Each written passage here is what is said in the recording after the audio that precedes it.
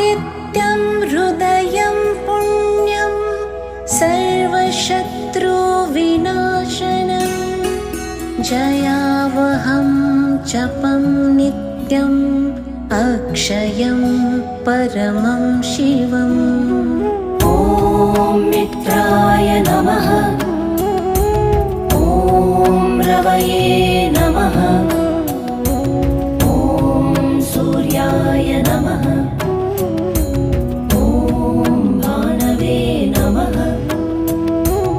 ॐ खगाय नमः। ॐ पूष्णे नमः। ॐ हिरण्यगर्भाय नमः। ॐ मरीचये नमः। ॐ आदित्याय नमः।